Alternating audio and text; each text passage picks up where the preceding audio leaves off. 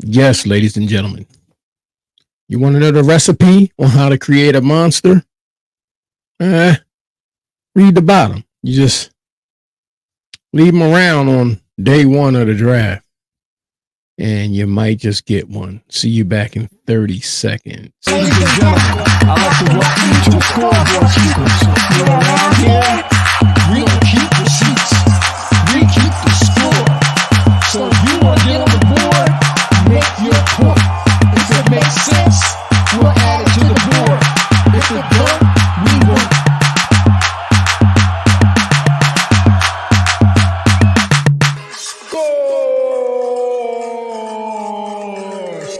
Scoreboard keepers.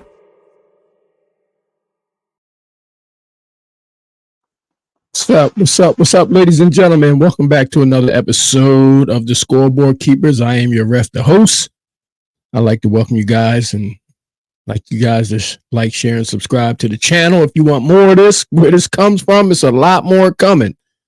Ladies and gentlemen, today on this episode, we got the recipe on how to create a monster. Let me tell you something. I went to an event last weekend. I had a conversation with a few people, and I told them. They asked me a question. I said, he said, who's your sleepers?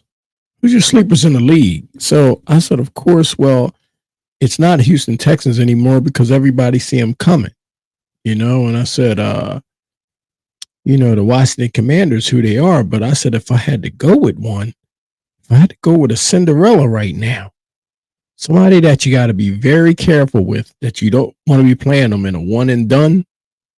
When it's all on the line, you might not want to face this team because there's so much uncertainty there and they're hungry and you really don't know them. They all been kind of pieced together.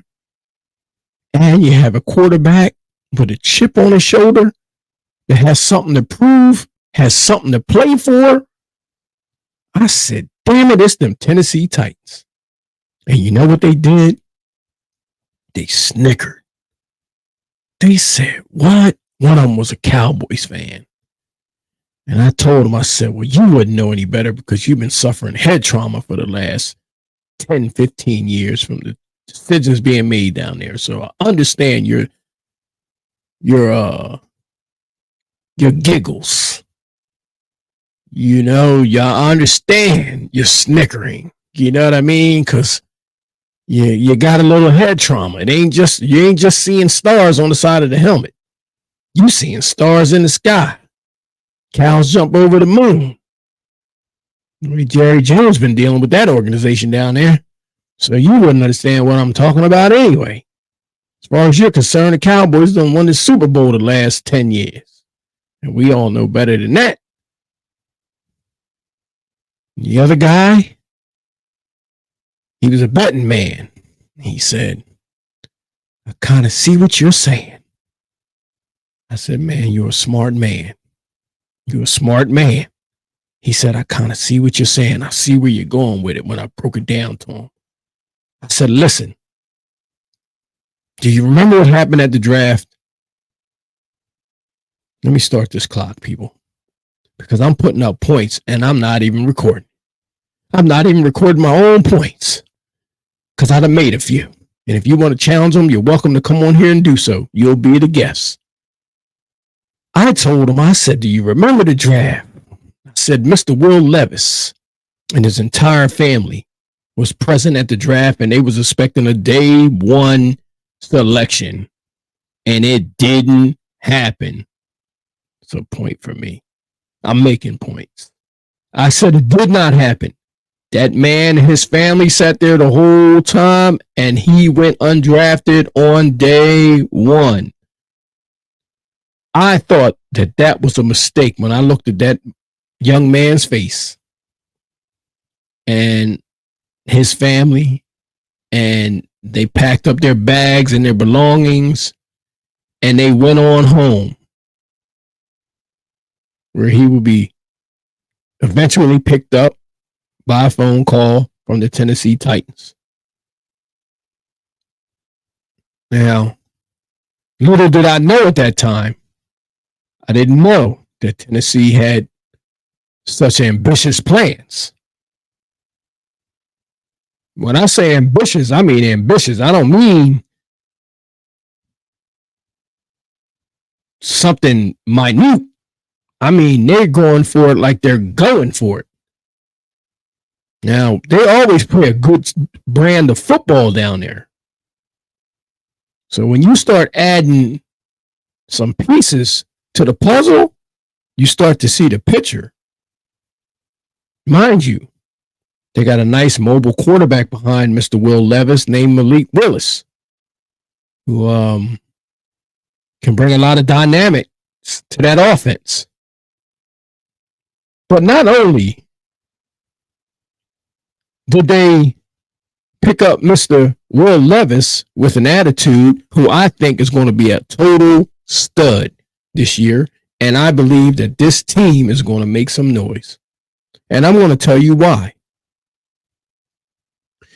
Not only have you created a monster in this young man who has something to prove to all those teams that passed on him, he probably hates every other team in the NFL right now.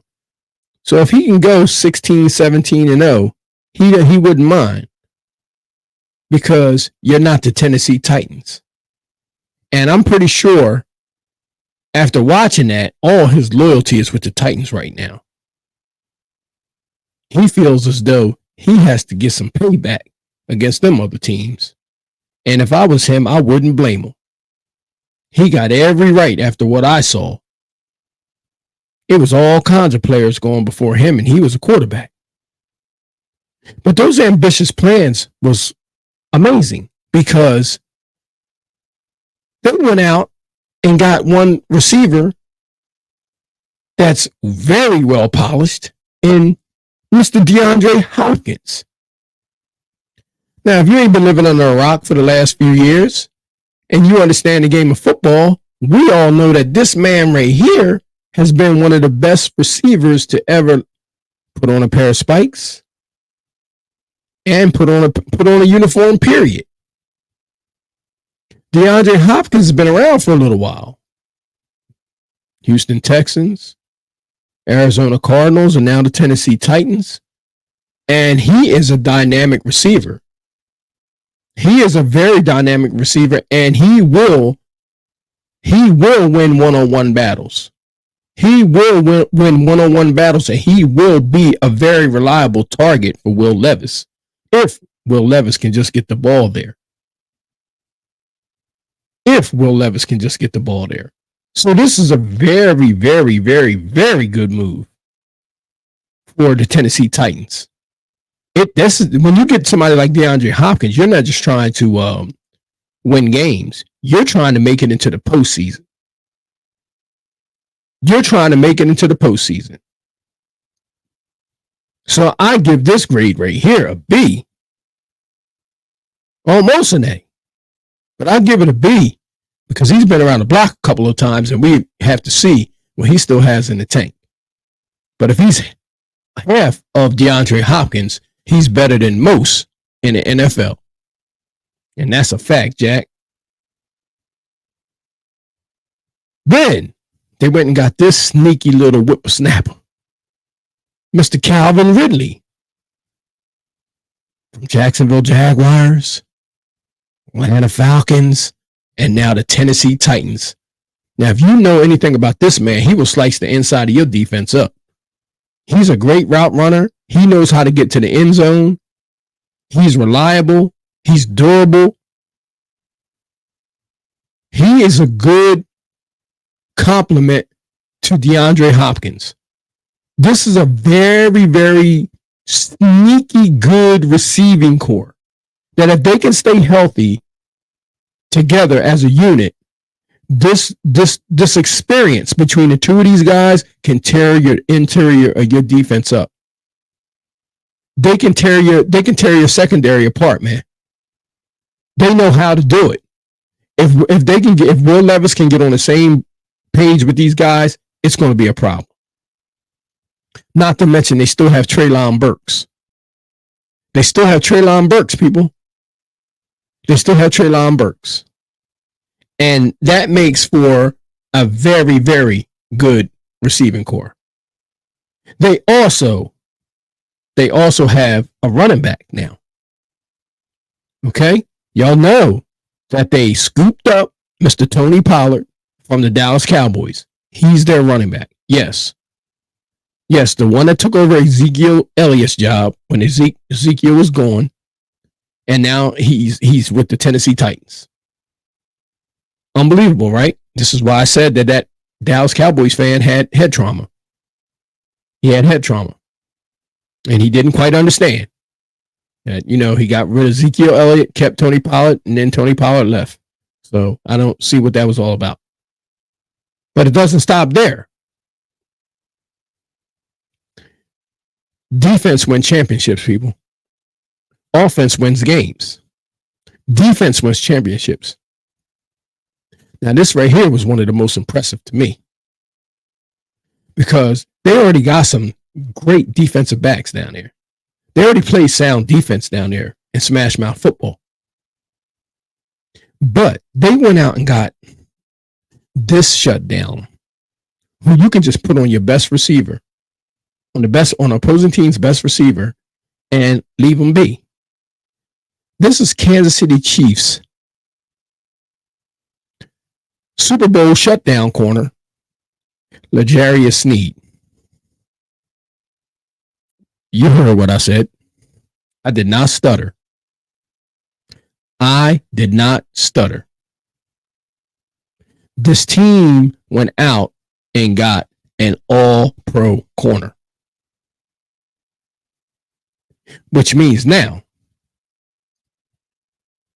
T'Vondre Sweat, who they drafted out of Texas, can get to that quarterback.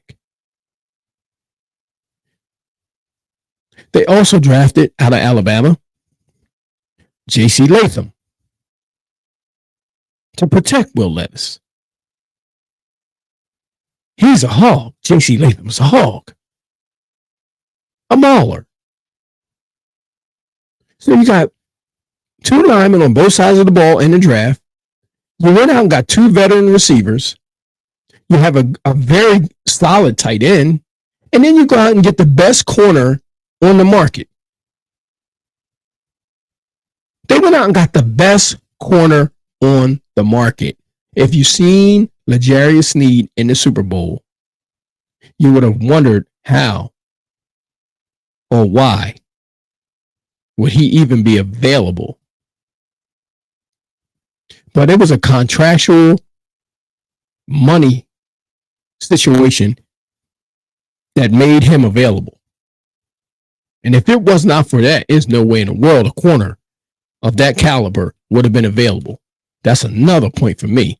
2. Give me 2 points. Because this man can play some ball. And he's not anybody that you have to worry about. He comes with the experience. He's going to be able to teach everybody else. You can throw him out there, not have to worry about him, turn your back and look at everybody else. And you have a field general out there. Because that's what he can be.